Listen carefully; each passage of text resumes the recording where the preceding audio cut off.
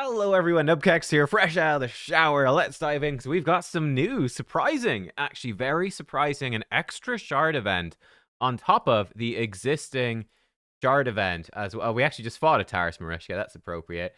So we obviously have our whole, 2x primals on right now for the weekend, which was, up until this point, the only shard event overlapping the Asgardian path. Now we're getting another one. So Saturday, the 24th of August, that is tomorrow, to celebrate the Independence Day of Ukraine. Happy Independence Day to any Ukrainians.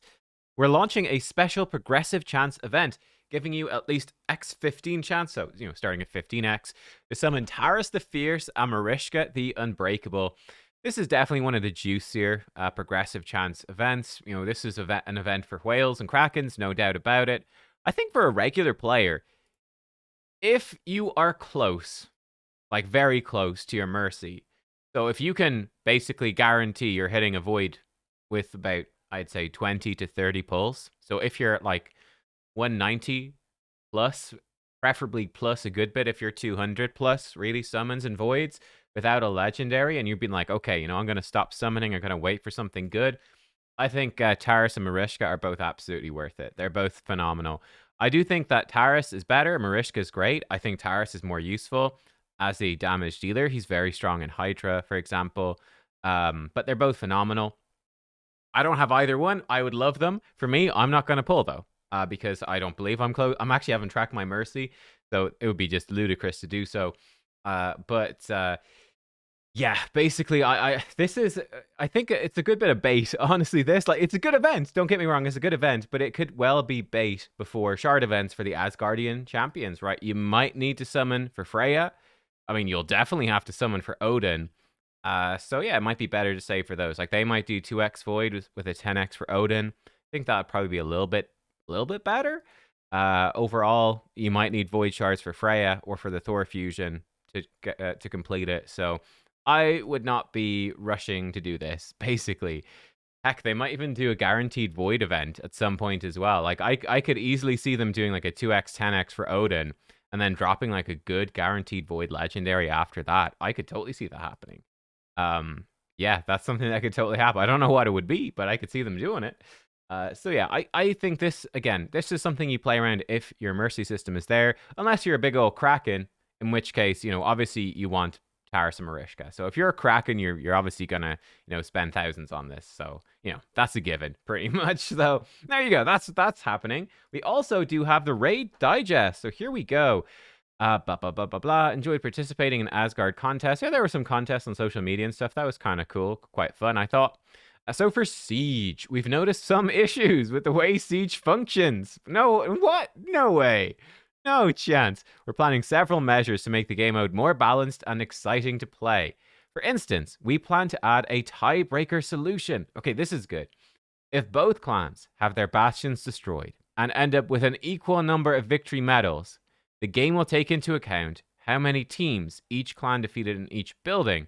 If these numbers are the same, how many turns it took.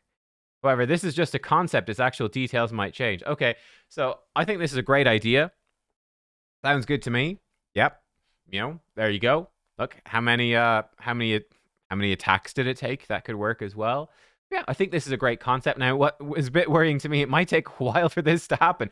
If it's just still a concept and the actual details might change, it does not sound like they've started programming this, let alone actually decided on what they're going to finally decide. So this still sounds very much up in the air, but to me, it sounds great, and hopefully this will come into the game soon, because that's just a feels bad situation when there's a draw and both people lose. So that sounds great. Should have been there from the start, but hey, it's coming, so that's a win. Also, there are some technical bugs. Okay, that's interesting that they've not said anything else. Okay. Oh, it looks like they're saying more stuff here. Hang on. So the technical bugs. You receive additional attack scrolls, even if the enemy clan had upgraded their fortress, but stepped into the battle phase with all the buildings destroyed, which means they cannot fill more than 60 defense positions or put at a disadvantage. This is actually something, I'm not sure how it works, because we haven't upgraded anything. Because at the moment, it's just a negative, right? If you upgrade your Stronghold, you get 4 extra defenses. The enemy clan get 1 extra attack, and I believe 1 extra rebattle as well per person. So the enemy clan basically gets 30 extra attacks, 30 extra rebattles. You get 4 extra defenses. Doesn't quite work out in your favor, does it? So this is, this is actually a functionality I was not sure about. It sounds as if, let's say, your default stronghold can have 12 defenses. It sounds like if you upgrade it to 16 defenses, but it's destroyed, you would still only have 12 defenses. You have to have it fully repaired to get the... Can someone confirm that? Anyone with a level 2 stronghold, can you confirm if your stronghold is destroyed but it's level 2, can you only fill 12? Are the extra 4 defense slots like disabled? Right now, there's been no point to upgrade. It's actually a disadvantage. So what are they going to fix? Now, this sounds weird. So this sounds, to me, like the problem is still there.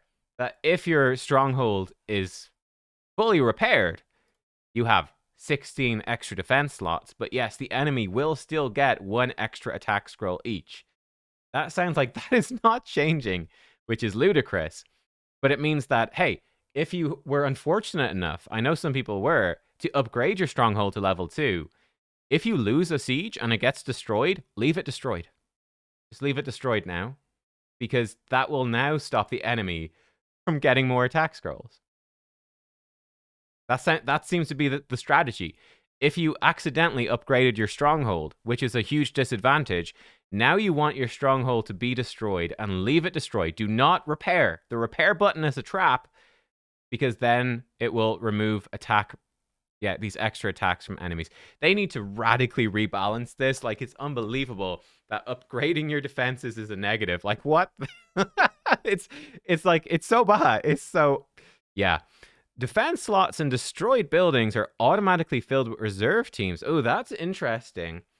So, this is something, I don't know if we were doing that exactly, but we absolutely have been filling slots with reserve teams because why not, right? We've got some free-to-play players in our clan on low spenders, right? We are not going to have teams on the level of the Krakens. Like, take the biggest Kraken in our clan. Their third best team, their reserve team, is probably better than a free-to-play player's number 1 team. So why would the free-to-play player use all of their defense scrolls when you can have the Kraken use the reserve team? That's interesting. So it sounds like the reserve teams will still fill hosts, but it sounds like they won't fill destroyed buildings. So now I guess what happens is we could go, okay, we can put our really strong reserve teams into the mana shrines, or like these towers that are still up. But a reserve team, for instance, it seems like will not go into this defense tower. So we have to definitely use our defense scrolls to fill up all the buildings, right? The stronghold, all the destroyed towers. The reserve team won't go in there, which I guess it would have done before. I know, again, this is a bit of a weird one. That is a little bit silly. Again, to be honest, it's a bit silly. I'm not sure if reserve teams need to be there. They seem just a bit silly. I don't know what we think about that. It seems a bit silly to me. But hey, look, that's what's happening. We keep in mind that the mode might require some further balancing and tweaking. Maybe. There might be some problems. I don't know. It's hard to... couldn't really say for sure.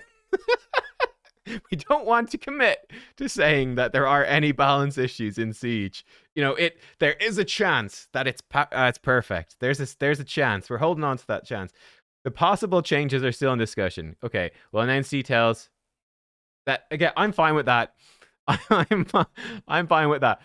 So for me, I would delete this line here that it might require. I would say at the moment we are discussing further changes and we'll let you know when we've settled on something. In my opinion, the mode definitely requires further balancing and tweaking, and I'm willing to wait a little while, but hopefully we'd have some nice changes soon. Not holding out for it happening soon, but hopefully soon-ish. I don't know. What do you think? How long will it take them to... Let me know in the comments below. How many weeks and or months and or years could it take until Siege, the obvious problems with Siege are fixed? Let me know. Other bug fixes. Oh, here we go. This is interesting. So this is going to be fixed. If there's more than one feral in a team, their passive stack, whereas they should not and will not starting the next major update. Yeah, so I actually thought that this was... this is actually the fastest way to farm Odin Dungeon, by the way, is you put in a Siegfried, Because Siegfried is the hardest hitting nuke in the game. His A3 is busted. You put in Siegfried because this A3 is ridiculous. You put him in with a 9-piece protection Shuzan. She buffs him with increased attack, crit rate, crit damage, and gives him his turn, so he gets to go, and you could just build him super slow with crazy damage. And you put him in with 3 Firals. 3 Firals. And that's the fastest way to farm it, because, yeah, I guess he needs like a shield set or stone skin or something as well, but if they have 4 buffs, each Firal will give him 20% damage. So having 3 Firals on the team, they don't need to do anything, just 3 of them, gives that Siegfried 60% more damage, which is pretty good. And he can one-shot Odin, which is hilarious. But yeah, okay, that's going to be fixed. That's fine. Yeah, that's quite a funny bug. That's the Kraken bug. The Kraken bug. It's going to be fixed. The Forge Pass quest, place X debuffs on campaign dungeon bosses, doesn't work with Odin's event dungeon. It's going to be fixed. Okay, great.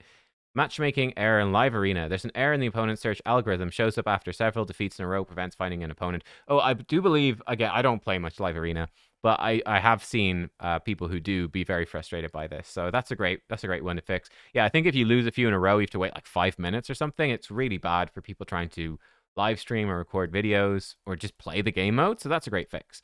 Clan versus Clan tournament, personal rewards. Next round of CVC tournament will feature personal rewards. And by the way, the event dungeon will be included amongst its objectives. Okay, cool. So likely my plan for the, yeah, I guess my plan for that clan versus clan then will be, obviously, you know, still do Iron Twins per day.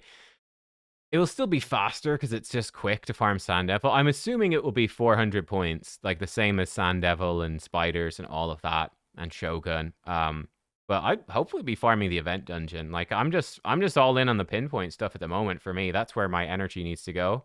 I've actually need to spend it today. But yeah, that's what I'm going to be doing. All in on the old event dungeon. Why not? Let's grab this stuff. I did get the Forge Pass this time. Yeah, that's cool. That's cool. That's basically it. Personal rewards next time. I will be streaming that. So that should be next week, right? Next Tuesday. So I'll be streaming that. I do wonder. Let me see. Do we have... I wonder if there could be... So here's what I'm thinking, guys. I believe that the... I believe it's the 5th of September. The 5th of September is leaked as being the start of the Thor fusion, which means it's later than usual. Normally, in a normal fusion schedule, it would normally start on the 29th, but it's not. It's starting on the 5th, which is much, much later. So after the next clan siege, basically. Yeah, which is very different. It's usually after CVC.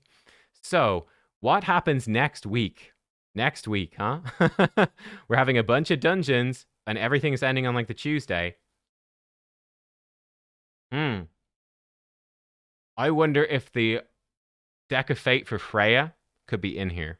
It's also possible an Odin summon event could be in here. You know, we could see during this personal reward CVC like a 10x Void Odin event or something like that. Like just in, because there's always summons in CVC. They could put Odin in there, and they could run a Deck of Fate the following in like a week from now. Basically, that maybe the Thursday, Friday, Saturday, Sunday could be Deck of Fate Freya. Yeah, or again, it could be something longer that's going to carry over. There could be a Titan event. There could be anything. There could be Heroes pads. There's, I mean, we have to expect there's going to be some sort of events for Asgard stuff filling up next week, because otherwise, what's going to be next week and for the start of the week afterwards? It'd be weirdly empty. So there's got to be something happening in the next like 10 days, because we've got like slightly under 2 weeks until the Thor fusion kicks off. Then I expect it to be a bit quieter during the Thor fusion, and then to have a bunch of Asgard events kicking it off at the end as well. Yeah, like the Asgardian path ends on Tuesday, so CVC, there's definitely summoning events happening there. I wonder if anything else is going to happen, and then I'd expect some big stuff next week. We know there's a Deck of Fate for Freya. We know there's going to be summoning events for Odin. That's all we know. I don't know. Let me know. What do you think? Give me your predictions there as well. But look, that's all the news we've got for today. Thank you for watching. I'll see y'all next time. Goodbye.